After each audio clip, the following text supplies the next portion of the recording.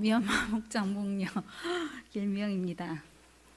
작년에 몇 번 썼는데 여기는 올라올 때마다 두근두근 두준두준 그렇습니다. 제가 그냥 두서없이 그냥 쭉 글로 좀 적어봤어요. 제가 그냥 읽어드리도록 하겠습니다. 목녀로서 세움을 받고 첫 간증을 어떻게 할까 고민이 되었지만 믿는 우리들의 삶은 뒤돌아보면 다 간증거리가 되는 것 같습니다. 지금 이 순간 여기 이 자리에 서 있는 그 자체만으로도 간증이 되는 삶이 되겠지요. 오늘은 소망의 신생목장 미얀마 목장의 소소한 믿음의 얘기들과 저희 가정을 통해 일하시는 하나님의 사랑을 나누고자 합니다. 그동안 목장을 갖고 있지 않던 성도님들이 한 목장, 한 가족이 되어 아직은 미숙하고 조금은 어설픈 목장 예배일 수 있지만 아이들까지 12명의 목원들이 서로의 마음을 조심스럽게 내비치며 서로의 존재를 조금씩 알아가며 기쁜 일, 슬픈 일, 아팠던 마음들을 나눔을 통해 위로받고 치유받는 은혜의 시간들을 갖고 있습니다. 또 저희들이 하루 읽을 성경 말씀을 정해놓고 단톡방에서 서로 목원들끼리 같이 나눔을 갖고 있는데요. 그날 똑같이 읽을 거라 생각하니 더 집중하게 되고 저 성도님은 이 글 읽을 때 어떤 생각을 갖고 있을까? 이렇게 생각을 하면서 읽으니까 더 은혜가 되고 집중이 된다고 말씀을 해주시더라고요. 그러면서 자신들의 믿음이 너무 약하고 이거 글만 읽어서는 성경 말씀만 읽어서는 내가 믿음이 잘할까? 이렇게 고민하는 모습들을 나누는 그런 기쁜 모습도 볼 수 있었습니다. 그러다가도 아이들의 믿음 문제를 한참 얘기하다가 아이들의 양육 문제, 교육 문제, 남편들의 이야기로 가지를 치게 되면 얼마나 말들을 맛깔스럽게 잘하는지 막 훌쩍 11시가 될 때가 있습니다. 그래서 너무 늦었다 급히 목장 예배를 마무리할 때가 많답니다. 저희 미얀마 목장 VIP들은 아직 교회에 출석하지 못하는 남편분들입니다. 그분들을 위해 열심히 기도하다 보면 분명 하나님의 선한 열매가 맺혀질 것이라고 믿고 있습니다. 우리 목어분들은 많이 부족한 저희에게 목장의 한 울타리가 되어주셔서 감사해요. 말 잘 듣는 착한 목원이 될게요. 교회 안에서 늘 나그네 같았는데 이젠 편안히 머물 곳이 되었어요. 주일보다 목장 예배가 더 좋아요 하는 말들과 저희들이 부족한데도 여러 가지 모양으로 섬겨주심에 저희들은 너무 황송하고 기쁘고 감사하답니다. 이제는 저희 가정에 믿음의 고백을 해보려고 합니다. 언젠가부터 저희 가정에 크고 작은 기도의 제목들이 늘어나기 시작했습니다.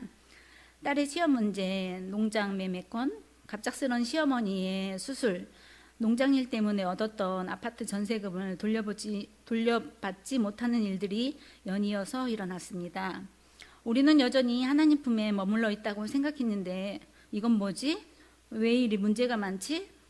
요즘 되는 일이 없네 하며 저희 부부는 나타나는 현상과 현실 앞에 서로 불평하며 예민해지며 평안을 잃어갈 때 5월 첫 주 방향을 돌려라는 제목으로 목사님의 설교 말씀을 듣게 되었습니다. 그 말씀들은 저희 가정을 위해 준비하신 것처럼 들렸습니다. 나는 너를 애굽 땅 종되었던 집에서 인도하여 낸 내 하나님 여호와라. 말씀을 주시며 하나님의 약속은 반드시 이루어진다는 것과 우리가 고난을 받으면 늘 두려움, 걱정, 근심이 있지만 그것들 앞에 주저앉는 것이 아니라 하나님께로 방향을 돌려 하나님과 같은 방향을 바라보며 우리를 위해 준비해 두신 그 길을 걸어가야 한다는 말씀이셨습니다.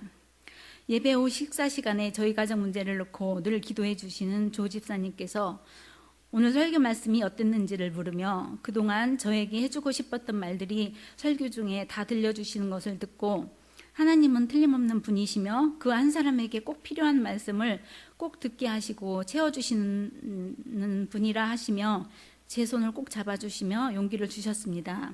눈물이 울컥했습니다.